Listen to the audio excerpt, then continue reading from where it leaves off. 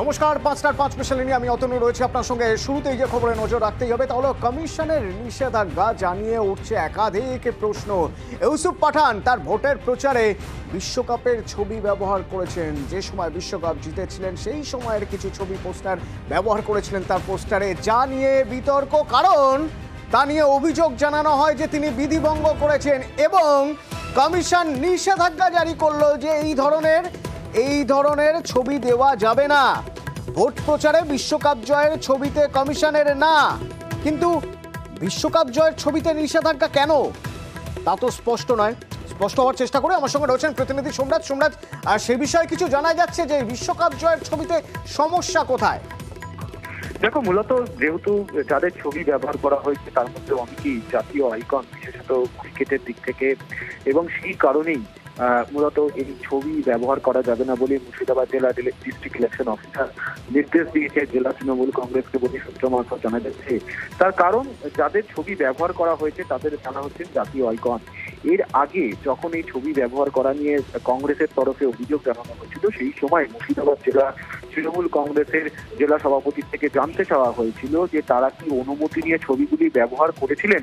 তার উত্তর যখন এসে পৌঁছায় সেই উত্তরে সন্তুষ্ট হতে পারেনি এবং সেই কারণেই মূলত এই ছবি যে ব্যবহার করা যাবে না সেই বিষয়ে মুর্শিদাবাদ জেলা ডিস্ট্রিক্ট ইলেকশন অফিসার নির্দেশ দিয়েছেন। কিন্তু সোমরাজ, যদি অনুমতি নিয়ে ব্যবহার করা হতো এই ছবি, তাহলে এই ছবি ব্যবহারে নির্বাচনী বিধিভঙ্গ হতো না। দেখো, নির্বাচনী বিধি ভঙ্গ হয়েছে কি হয়নি সেটা জাতীয় নির্বাচন কমিশনের তরফে সিদ্ধান্ত নেওয়া হবে। তার কারণ, গোটা বিষয়টি নির্বাচনী বিধিভঙ্গ হয়েছে নাকি তার সিও দপ্তরের তরফে জাতীয় নির্বাচন কমিশনকে পাঠানো হয়েছে। জাতীয় নির্বাচন কমিশনের তরফে এখনো পর্যন্ত সেই বিষয়ে কোনো উত্তর দেওয়া হয়নি বলে কমিশন সূত্রে জানা যাচ্ছে। কিন্তু মূলত যেহেতু অনুমতি নিয়ে ছবি ব্যবহার করা হয়েছিল নাকি এই উত্তর চাওয়া হয়েছিল জেলা তৃণমূল কংগ্রেসের সভাপতির কাছ থেকে, এবং সেই উত্তরে সন্তুষ্ট না হওয়ার জন্য আপাতত সেই ছবি ব্যবহার করা যাবে না প্রচার কর্মসূচিতে বলেই মুর্শিদাবাদ জেলার ডিস্ট্রিক্ট ইলেকশন অফিসার নির্দেশ দিয়েছেন। এবং সেই নির্দেশ এবং এই যে নির্দেশটি দেওয়া হয়েছে অর্থাৎ ছবি ব্যবহার করা যাবে না, সেই কথাও রাজ্যের সিও দপ্তরকে জানানো হয়েছে। এবং আজই বেশ কিছুক্ষণ আগেই এই নির্দেশ যে দেওয়া হয়েছে সেই তথ্য ইতিমধ্যেই রাজ্যের সিও দপ্তরকে জানানো হয়েছে বলেই কমিশন সূত্রে জানা যাচ্ছে। কিন্তু সোমরাজ, দিল্লিতে তো জানতে চাওয়া হয়েছিল, দিল্লি থেকে তো এখনো কোনো রিপোর্ট এসে পৌঁছলো না। দেখো, দিল্লিতে যেটা জানতে চাওয়া হয়েছিল সেটা হচ্ছে নির্বাচনী বিধিভঙ্গ করা হয়েছে নাকি, এবং সেই ক্ষেত্রে নির্বাচনী বিধিভঙ্গ করা হয়েছে নাকি সেটা জাতীয় নির্বাচন কমিশনের তরফে সিদ্ধান্ত নেবেন। কেন নির্বাচনী বিধিভঙ্গের ব্যাপারে সিও দপ্তরের তরফে জাতীয় নির্বাচন কমিশনকে জানতে চাওয়া হয়েছিল, তার কারণ সাম্প্রতিক সময় এই ধরনের কোনো অভিযোগ অন্তত রাজ্যের মুখ্য নির্বাচনী আধিকারিকের দপ্তরে আসেনি বলেই দাবি করা হচ্ছিল নির্বাচনী আধিকারিকের দপ্তরের অফিসের তরফে। কিন্তু যেহেতু এই ছবি ব্যবহার নিয়ে বিতর্ক উঠেছে এবং যেহেতু অনুমতি নিয়ে ছবি ব্যবহার করা হয়েছিল না সেটা জানতে চাওয়া হয়েছিল এবং যে উত্তর পাঠানো হয়েছিল সেই উত্তরে সন্তুষ্ট হতে পারেনি, সেই কারণে আপাতত এই ছবি ব্যবহার করা যাবে না বলেই নির্দেশ দেওয়া হয়েছে। বিষয়টি নির্বাচনী বিধিভঙ্গের আওতায় পড়ে নাকি সেই বিষয় সম্পর্কে জাতীয় নির্বাচন কমিশনের তরফে এখনো পর্যন্ত কিছু জানানো হয়নি বলেই কমিশন সূত্রে জানা যাচ্ছে। তবে কমিশন মনে করছে আজ রাতের মধ্যেই সেই তথ্য অর্থাৎ যে উত্তর জানতে চাওয়া হয়েছিল সেই উত্তর এসে পৌঁছাবে রাজ্যের মুখ্য নির্বাচনী আধিকারিকের দপ্তরে। বেশ, সোমরাজ প্রতিনিধি আমাদের যেমন জানাচ্ছিলেন যে এখনো পর্যন্ত দিল্লি থেকে কোনো রিপোর্ট এসে পৌঁছয়নি, কিন্তু যে প্রশ্নের উত্তর জানতে চাওয়া হয়েছিল অর্থাৎ যে খেলোয়াড়ের ছবি সেখানে দেখা যাচ্ছে তাদের কাছ থেকে অনুমতি নেওয়া হয়েছে কিনা সেই বিষয়ে যখন জেলা তৃণমূল নেতৃত্বের কাছে জানতে চাওয়া হয়েছিল সদুত্তর পাওয়া যায়নি বলে আপাতত ছবির ব্যবহার বন্ধ করতে বলা হলো। আরও একটি গুরুত্বপূর্ণ খবর, তা হলো আবাস নিয়ে যে প্রচার, সেই প্রচারে এবার কমিশন তৎপর। আবাসের প্রচারে কমিশন তৎপর, অর্থাৎ বিভিন্ন জেলা থেকে এবার রিপোর্ট তলব করছে কমিশন। তৃণমূল যে অভিযোগ করেছিল বিধিভঙ্গের অভিযোগ, বিজেপির কল সেন্টার থেকে আবাস প্রচারের অভিযোগ, সেই প্রচারের অভিযোগে এবার রিপোর্ট তলব করল কমিশন। মৈত্রেয়ী প্রতিনিধি আমার সঙ্গে ফোনে রয়েছেন। মৈত্রেয়ী, কমিশন রিপোর্ট তলব করেছে, ডিটেলে একটু জানতে চাইবো যে অভিযোগ করা হয়েছিল সেই অভিযোগের ভিত্তিতে কমিশন কি করছে? দেখো, মূলত তৃণমূল কংগ্রেসের তরফ থেকে এই অভিযোগ দায়ের করা হয়েছে যে বিজেপির কল সেন্টারের তরফ থেকে, এবং সেখান থেকে ফোন করা হচ্ছে আবাস যোজনা নিয়ে। বিভিন্ন ভোটারদের কাছে ফোন যাচ্ছে, মূলত 5 জেলার ভোটারদের কাছে ফোন যাচ্ছে বলে অভিযোগ করেছিলেন তারা। কিছু জেলা হাওড়া, হুগলি, পূর্ব এবং পশ্চিম বর্ধমান এবং নদিয়া জেলায় এই কল সেন্টার কাজ করছে, এবং সেখানে আবাস যোজনা নিয়ে প্রচার করা হচ্ছে, আবাস যোজনা নিয়ে প্রতিশ্রুতি দেওয়া হচ্ছে যে নতুন করে ফান্ড রিলিজ করা হবে, এমন বলা হচ্ছে। এবং এই অভিযোগে তৃণমূল কংগ্রেসের তরফ থেকে মুখ্য নির্বাচনী আধিকারিকের কার্যালয়ে জমা দেওয়া হয়, এবং এই অভিযোগ পাওয়ার পরই 5 জেলার প্রশাসনের কাছে রিপোর্ট তলব করেছে নির্বাচন কমিশনের। মুখ্য নির্বাচন আধিকারিকের তরফ থেকে রিপোর্ট তলব করা হয়েছে, এবং একই সঙ্গে তারা সেই অডিও ক্লিপও খুঁজছেন যেখানে এই বিষয় সম্পর্কে বলা হচ্ছে যে যেখানে আবাস যোজনায় নতুন ফান্ড রিলিজের কথা কল সেন্টার থেকে বলা হচ্ছে, সেই অডিও ক্লিপেরও খোঁজ করছেন তারা। ধন্যবাদ মৈত্রী, সঙ্গে থাকো। আরো একটি গুরুত্বপূর্ণ খবর এই মুহূর্তে, ব্রেকিং নিউজ দেবো আপনাদের। নির্বাচন কমিশন শোকজ করেছিল দিলীপ ঘোষকে, তো সেই শোকজের জবাব দিলেন দিলীপ ঘোষ। মৈত্রী, কি বললেন দিলীপ ঘোষ?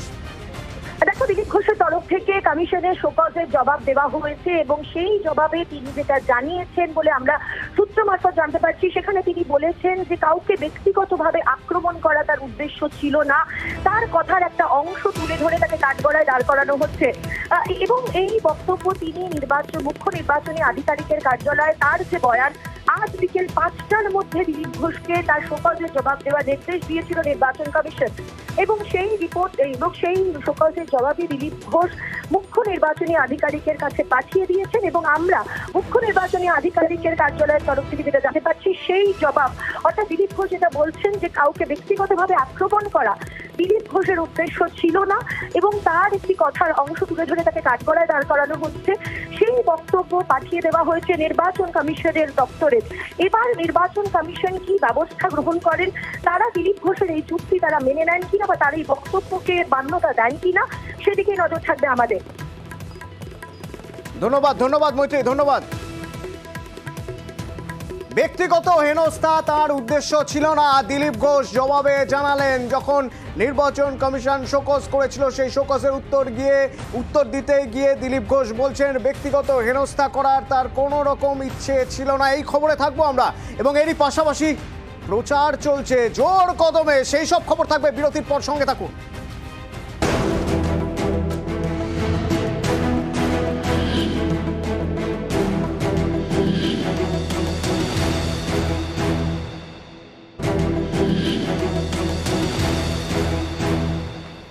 বিরতির আগে আপনাদের বলছিলাম দিলীপ ঘোষ, তাকে নির্বাচন কমিশন যে শোকজ করেছে তার জবাব দিলেন দিলীপ ঘোষ, এবং তিনি সেখানে বলছেন যে উদ্দেশ্য প্রণোদিতভাবে কোনো ব্যক্তিকে আঘাত দেওয়ার জন্য তিনি এ ধরনের কথা বলেননি। ব্যক্তিগত হেনস্থার উদ্দেশ্যে তার এই বক্তব্য নয়, বক্তব্যের একটা অংশ তুলে তাকে কাঠগড়ায় দাঁড় করানো হচ্ছে বলে দাবি করছেন দিলীপ ঘোষ। মমতাকে নিয়ে যে মন্তব্য দিলীপের, সেই মন্তব্য নিয়ে নির্বাচন কমিশনের দ্বারস্থ হয়েছিল তৃণমূল, নালিশ জানিয়েছিল তৃণমূল, এবং নির্বাচন কমিশন শোকজ করেছিল দিলীপ ঘোষকে। কেন এই ধরনের মন্তব্য কারণ দর্শাতে বলা হয়েছিল, সেক্ষেত্রে দিলীপ ঘোষের অভিযোগ যে তার বক্তব্যের একটি অংশ তুলে তাকে কাঠগড়ায় দাঁড় করানো হচ্ছে।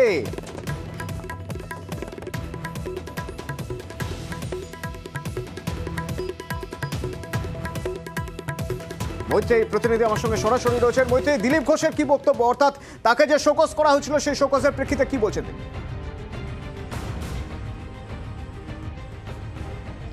দেখো, শোকজের পরিপ্রেক্ষিতে তিনি দিলীপ ঘোষ তার বক্তব্য জানিয়েছেন নির্বাচন কমিশনকে, এবং সেখানে তিনি বলছেন যে কাউকে ব্যক্তিগতভাবে হেনস্থা করার উদ্দেশ্যে তিনি এই বক্তব্য রাখেননি। বক্তব্যের একটা অংশ তুলে ধরে তাকে কাঠগড়ায় দাঁড় করানো হচ্ছে, এমনই কিছুটা বয়ান রয়েছে তার চিঠিতে, এবং ইতিমধ্যে চিঠি মুখ্য নির্বাচনী আধিকারিকের কার্যালয়ে তিনি জমা করেছেন, এবং সেই চিঠি মুখ্য নির্বাচনী আধিকারিকের কার্যালয় থেকে পাঠিয়ে দেওয়া হয়েছে নির্বাচন কমিশনের কাছে। আমরা জানি মুখ্যমন্ত্রী মমতা বন্দ্যোপাধ্যায় নিয়ে মন্তব্য করার পরিপ্রেক্ষিতে জাতীয় নির্বাচন নির্বাচন কমিশনের তরফ থেকে শোকজ করা হয়েছিল দিলীপ ঘোষকে এবং সেখানে আজ বিকেল 5টার মধ্যে তাকে তার বক্তব্য জানানোর জন্য বলা হয়েছিল নির্বাচন কমিশনের তরফ থেকে এবং সেই অনুযায়ী কিন্তু দিলীপ ঘোষ আজ কিছুক্ষণ আগে তার বক্তব্য তিনি জানিয়েছেন এবং লিখিতভাবে তার সেই বয়ান মুখ্য নির্বাচনী আধিকারিকের কার্যালয়ে এসে পৌঁছেছে এবং তারা সেই বয়ান পাঠিয়ে দিয়েছেন জাতীয় নির্বাচন কমিশনের অফিসে এবং সেই বয়ানে সেখানে উল্লেখ করা রয়েছে যেটা আমরা কমিশন সূত্র মারফত জানতে পারছি যে সেই উল্লেখ করা রয়েছে যে কাউকে ব্যক্তিগতভাবে হেনস্থা করার উদ্দেশ্যে তিনি সেই কথা বলেননি, তার বক্তব্যের একটা অংশকে তুলে ধরে তাকে কাঠগড়ায় দাঁড় করানো হচ্ছে। ফলে তিনি এখানে বারবার করে তিনি এটা বলতে চেয়েছেন যে কাউকে ব্যক্তিগত হেনস্থা করা বা কাউকে অপমান করা তার উদ্দেশ্য ছিল না, তেমনটাই কিন্তু এই বয়ানেও উঠে এসেছে দিলীপ ঘোষের তরফ থেকে। অতনু, তবে সেক্ষেত্রে মৈত্রী আমার খুব সংক্ষেপে একটু তোমার থেকে জানার রয়েছে, আরও একবার জানতে চাইবো বলা ভালো যে এই যে বক্তব্য দিলীপ ঘোষ পেশ করলেন, তিনি অভিযোগ করলেন যে তার বক্তব্যের একটি অংশ তুলে তাকে কাঠগড়ায় দাঁড় করানো হয়েছে, তার এই শোকজের জবাব নিয়ে এবার কমিশন কি করবে?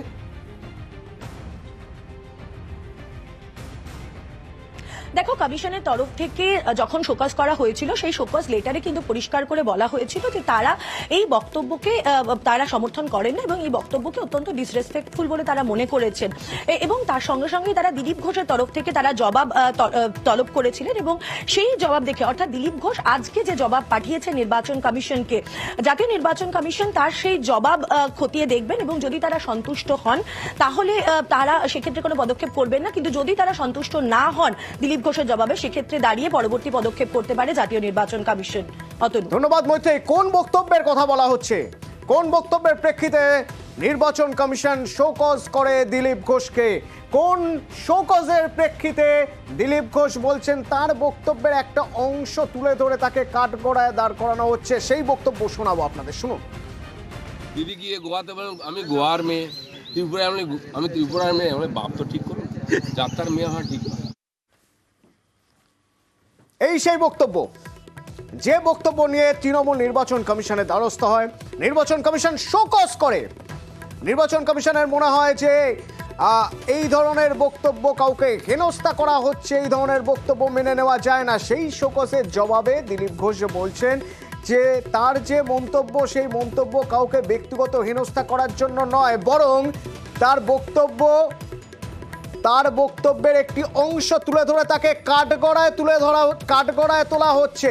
আমার সঙ্গে রয়েছেন জয়প্রকাশ মজুমদার, তৃণমূল নেতা। আপনি শুনলেন আমাদের কাছে যে ব্রেকিং নিউজ এসে পৌঁছেছে, আপনাকে শোনালাম আমরা যে দিলীপ ঘোষ শোকজের জবাব দিতে গিয়ে বলছেন যে তার বক্তব্যের একটি অংশ তুলে ধরে তাকে কাঠগড়ায় দাঁড় করানো হচ্ছে। কি বলবেন? দেখুন, দিলীপ ঘোষের বক্তব্যের সারাংশ হচ্ছে বেড়াল বলে মাছ খাবো না, কাশি যাব। ঘটনাটা এত কিছু কথা বলে তারপরে বলছেন আমি ব্যক্তিগত আক্রমণ করিনি, মাননীয় নাম নিয়ে বলছেন, তার পিতৃ পরিচয় চাইছেন। এত বড় এমন নোংরা কথাবার্তা বাংলার রাজনীতি কেন পৃথিবীর রাজনীতিতে সেইটা হচ্ছে, এটা চলে না। আর তারপরে ওই শোকজের উত্তরে বলছেন যে আমি ব্যক্তিগত আক্রমণ করিনি, আমাকে হাড়ি কাটে ঝোলানো হচ্ছে, আমাকেই ফাটানো হচ্ছে। আহা, যে নিজে এখন বলছেন যে আহা আমি হচ্ছি নির্যাতিত। এই দিলীপ ঘোষের সাহস নেই বলে এইসব কথা বলেছেন। অন্য সময় বলেন দিলীপ ঘোষ পেছিয়ে যায় না, দিলীপ ঘোষ যে কথা বলে সেই কথা রেখে দেয়। আর আজকে নির্বাচন কমিশনের সামনে আমরা জানি না উনি কি উত্তর দিয়েছেন বিজেপির শোকজকে, কারণ সেটা হচ্ছে ঘরের মধ্যে কি করে। ঠিকই তো। জয়প্রকাশ বাবু ধন্যবাদ। জয়প্রকাশ মজুমদার, তৃণমূল নেতা আমাদের সঙ্গে ছিলেন এবং আপনাদের আরেকবার চট করে শুনিয়ে রাখতে চাইবো এত কিছু দিলীপ ঘোষের কোন মন্তব্যের প্রেক্ষিতে যার জন্য নির্বাচন কমিশনের শোকজ, সেই শোকজের জবাব দিতে গিয়ে দিলীপ ঘোষ বলছেন তার বক্তব্যের একটিমাত্র অংশ তুলে ধরে তাকে কাঠগড়ায় তোলা হচ্ছে, শুনুন। দিদি গিয়ে গোয়াতে বলেন আমি গোয়ার মেয়ে, ত্রিপুরায় আমি ত্রিপুরার মেয়ে, আমার বাপ তো ঠিক করুন, যাত্রার মেয়ে হওয়া ঠিক না। ওদিকে জাতীয় নির্বাচন কমিশনের দপ্তরে দিল্লিতে, সেখানে আজ তৃণমূলের 5 প্রতিনিধি, তারা সেখানে গিয়ে কি অভিযোগ করলেন? আমার সঙ্গে রয়েছে প্রতিনিধি আবিরের সঙ্গে কথা বলবো। এজেন্সি রাজনীতির অভিযোগ, একটু ডিটেলে জানতে চাইবো কি অভিযোগ করে এলেন তারা। আবির। দেখো কিছুদিন আগেই মহুয়া মৈত্রর বাড়িতে সেখানে গিয়ে সিবিআই তারা যায়, ইডির তরফ থেকে তাকে ডেকে পাঠানো হয়। মন্ত্রী চন্দনা সিনহার বাড়িতেও কেন্দ্রীয় এজেন্সি তল্লাশি চালিয়েছে। অন্যদিকে হচ্ছে আইটি রেডের ঘটনা ঘটেছে কলকাতা পুরসভার কাউন্সিলরের বাড়িতে।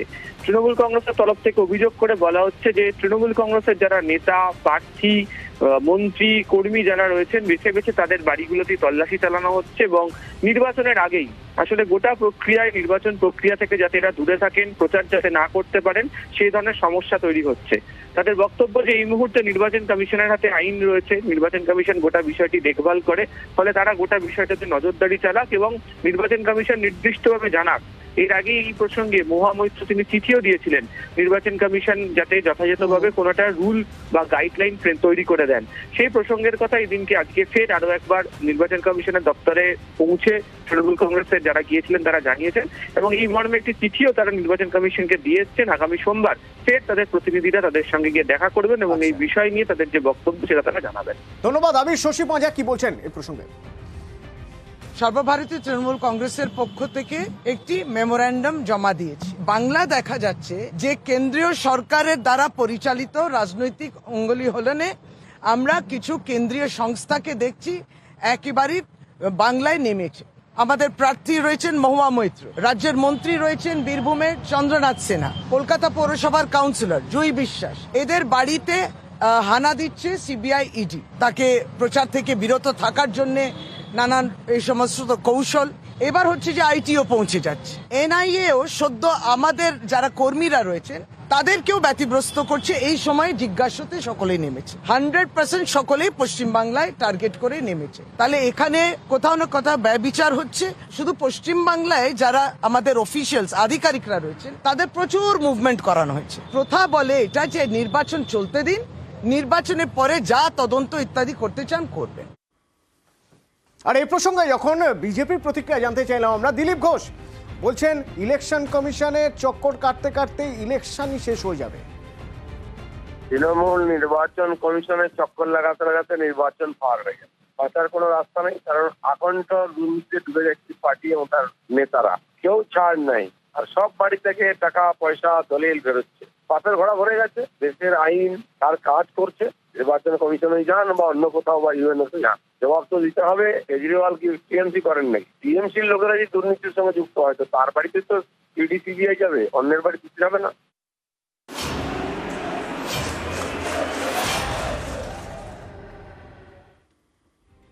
দিনভর প্রচারের ঝাঁঝ বাড়ছে এবং সেই প্রচার কখনো কখনো সুরেলা হচ্ছে।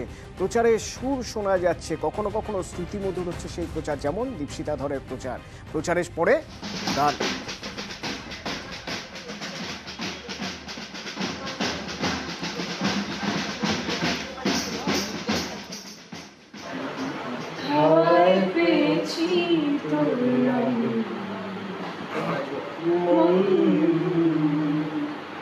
হাওয়ায় হারিয়ে ফেললাম, হাওয়া দিল শিরশিরানিরা, হাওয়া দিল টানা, হাওয়া দিল ভেজা স্যান্ডেল, উল্টি কানা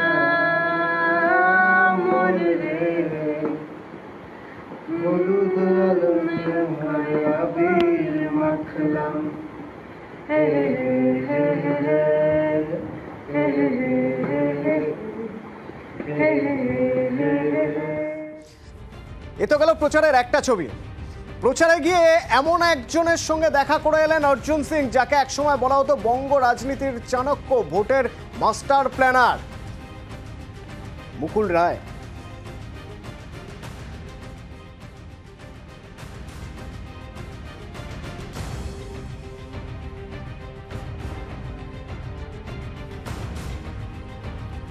অর্জুন সিং তার সঙ্গে দেখা করে এলেন। ভোট প্রচারে গিয়ে তার বাড়িতে গিয়েছিলেন, কাঁচরাপাড়ার ঘটক রোডে তার বাড়ি, গিয়ে আশীর্বাদ নিয়ে এলেন। এর আগে অবশ্য কয়েকদিন আগে প্রাক্তন সাংসদ তড়িৎবরণ তোপদারের বাড়িতে গিয়েও আশীর্বাদ নিয়েছিলেন।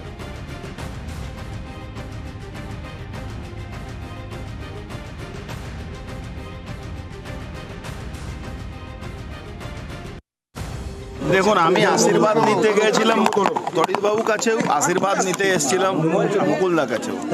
আমি আশীর্বাদে মানে পাওয়া যোগ্য, কেন আমার সঙ্গে ওনার বহু পুরনো রিলেশন। আমি পার্সোনাল রিলেশনটাকে বেশি গুরুত্ব দিই রাজনীতি থেকে। ওনার আশীর্বাদ নিলাম, উনি আমাকে বিজয় ভব বললেন, উত্তরই পড়ালেন। এই জয় আমার নিশ্চিত আছে। কেমন দেখলেন মুকুলের শরীর কেমন আছে? মুকুলদার শরীর ভালো। আমাকে 1 সেকেন্ডের মধ্যে ঢুকলাম তখনই বলে আয় অর্জুন আয়। আমার সঙ্গে বসে চায় খেলেন। শুভ্রাংশু আমার ছেলে মতো। শুভ্রাংশু রাজনীতিক ব্যাপার নেই, রাজনীতি আমি কোনো আলোচনাও করিনি। কয়েকদিন আগে পার্থভূমিক এসেছিল মুকুলদাকে দেখতে। সে আসতেই পারে, কেউ আসবে, একটা রাজনীতিক ব্যক্তি দীর্ঘদিনের বয়স্ক সিনিয়র মানুষ সবাই আসতে পারে। বলছিলাম না, প্রচারে ঝাঁঝ আছে, আবার কোথাও কোথাও প্রচার বড় রঙিন। যেমন বেলুন ওড়ানো, ঠিক তেমনই সৌগত রায়ের পায়রা ওড়ানো এবং ধুতি পরে স্লিপারটা খুলে ফুটবলের শট নেওয়া।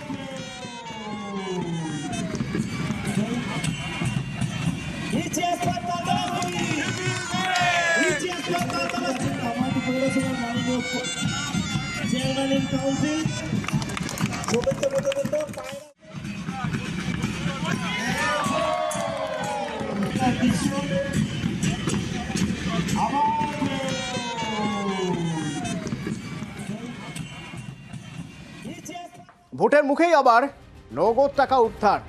কত টাকা? দুদিন ধরে আইটি রেডের পর চেতলার বাড়ি থেকে অর্পিতা প্রতিনিধি আমার সঙ্গে রয়েছেন, বলতে পারবেন অর্পিতা কত টাকা উদ্ধার হলো, কার বাড়ি থেকে উদ্ধার হলো? দেখো, চেতলার এক ব্যবসায়ীর বাড়ি থেকে প্রায় 58 লক্ষ টাকা উদ্ধার করলো আয়কর দপ্তর। গত পরশুদিন আয়কর দপ্তরের আধিকারিকরা এই চেতলার এই ব্যবসায়ীর বাড়িতে তারা আসে এবং ম্যারাথন তল্লাশি চলে। গতকাল রাত 3টে পর্যন্ত এই তল্লাশি অভিযান করে সেই বাড়ি থেকে প্রায় 58 লক্ষ টাকা তারা উদ্ধার করেছে। যে প্রশ্নটা এই আধিকারিকরা যেটা তুলছেন যে এই বিপুল পরিমাণ টাকা বাড়িতে রাখার কারণ কি এবং কোথা থেকে এই টাকা এলো, অর্থাৎ নির্বাচনের আগে ফের শহরে এই 58 লক্ষ টাকা যে উদ্ধার হলো ব্যবসায়ীর বাড়ি থেকে, কি পারপাসে সেখানে রাখা হয়েছিল এবং এর সোর্স অফ ইনকাম বা আয়ের উৎস কি, সেই বিষয়ে জানতে চায় আয়কর দপ্তরের আধিকারিকরা। সেই কারণে এই ব্যবসায়ীকে পরবর্তীকালে তদন্তের স্বার্থে তাকে ডেকে জিজ্ঞাসাবাদ করা হতে পারে, এমনটাই আয়কর দপ্তরের খবর। ধন্যবাদ।